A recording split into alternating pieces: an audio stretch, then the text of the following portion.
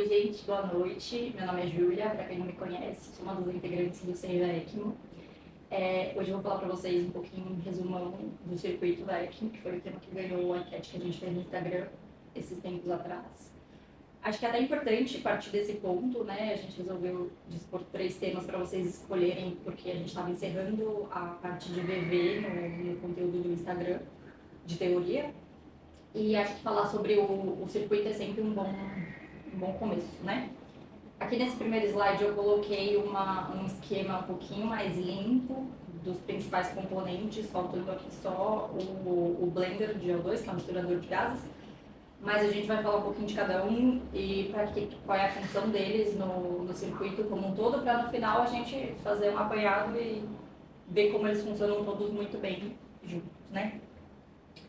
Então a primeira coisa que a gente vai falar agora, né, antes de falar das cânulas, inclusive, hoje vai ser mais direcionado para a parte de ECMO venovenosa, como não foi exposto muito de ECMO veno arterial no Instagram ainda, eu acho que é mais importante a gente falar direcionado para a venovenosa, que é um pouco mais fácil de entender, né? Então, acho que importante de ECMO venovenosa, já que a gente só vai falar de circuito. Primeira coisa, que precisa ter bomba cardíaca funcionando, então a parte hemodinâmica tem que estar preservada.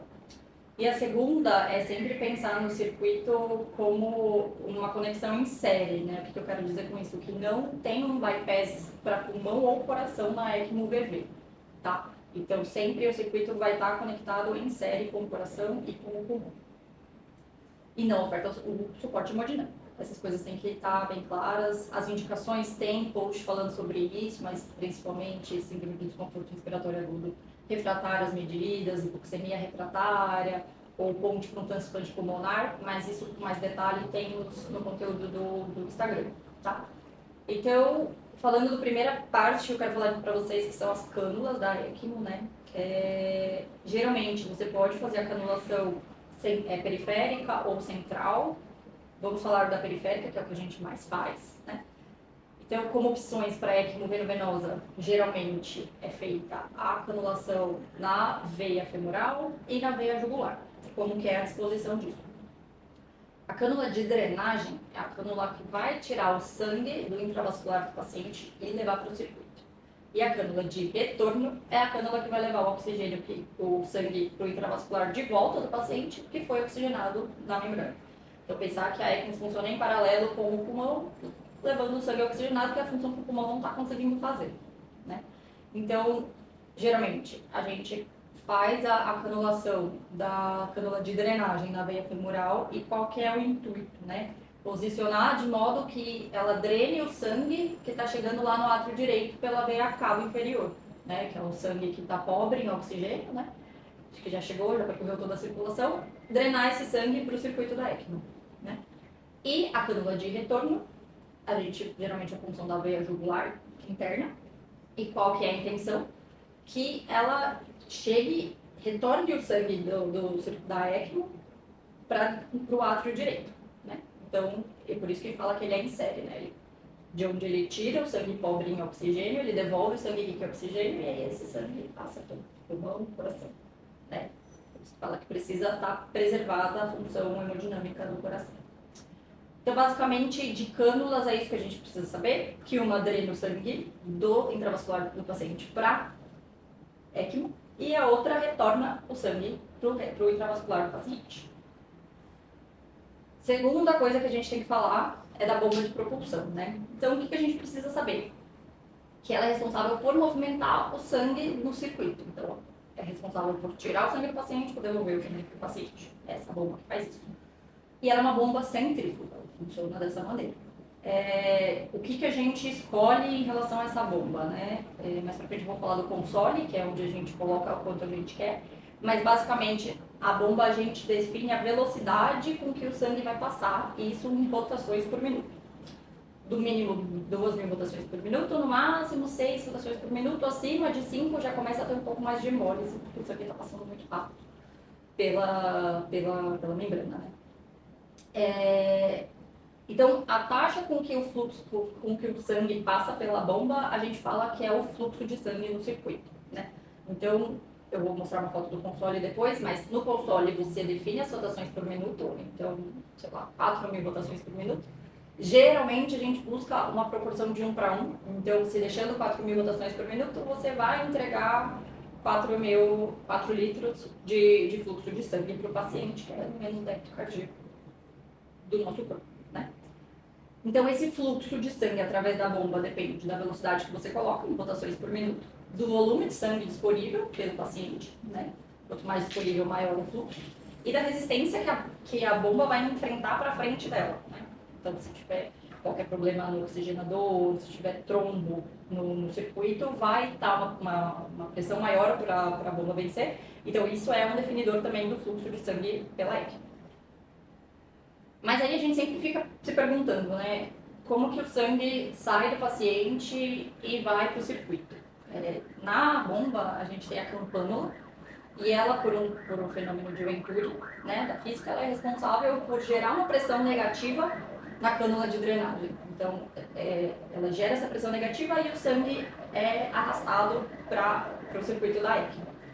Pós-bomba, a pressão é positiva. Então, isso tem um post também do Instagram, mas a gente sempre fala que é uma zona perigosa, a zona pré-bomba, né? Porque é um local de pressão negativa. Se você abre torneirinha para tentar ou fazer medicação ou coletar sangue, o risco de entrar ar é muito grande no circuito, então é sempre preferível não mexer nessa parte que vai do paciente e pré-bomba, nesse primeiro circuito, primeiro pedacinho do circuito.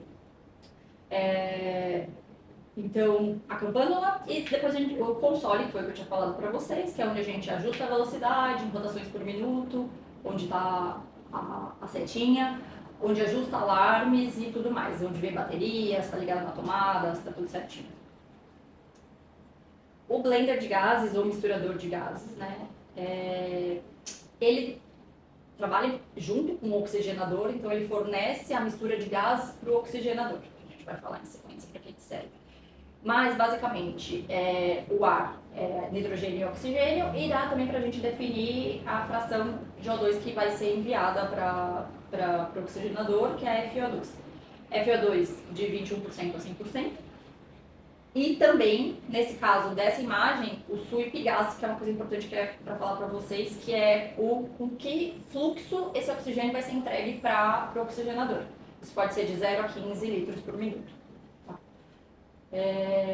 Então é importante saber do blender. Ele vai oferecer o sweep gas, que é o que a gente sempre ouve falar, como que está o sweep. É o blender que a gente escolhe, né, o fluxo, que vai ser de 0 a 15. E o blender que ele manda é de ar mais nitrogênio, e a gente define também quanto de FiO2 que vai ser enviado para o paciente. Oxigenador. Existem alguns tipos de membranas, né? Aqui na foto tem 2 tipos diferentes. Mas, basicamente, o que tem que saber é uma grande membrana, ela é bem fina, mas bem comprida, feita de um polímero que permite difusão de gases por ela, né, através dela. Então, vai chegar o fluxo de ar vindo do blender e vai chegar o sangue do paciente, e nessa membrana vai ocorrer a troca de gases por difusão. Então, o sangue da cânula de drenagem fica de um lado da membrana e o ar do outro lado, e acontece essa troca. 2 funções básicas do oxigenador, que basicamente é a função da ECMO veno-venosa, que é remover CO2 do sangue e oxigenar o sangue. Então, tira CO2 e oxigena. Aqui tem um esqueminha, né, do oxigenador, a membrana entre o sangue que vem da cânula de drenagem e o oxigênio que vem do blender. O CO2 é enviado para fora e o sangue oxigenado volta para o paciente pela cânula de retorno. Isso aqui eu já falei em um post também, mas só para a gente pincelar rapidinho.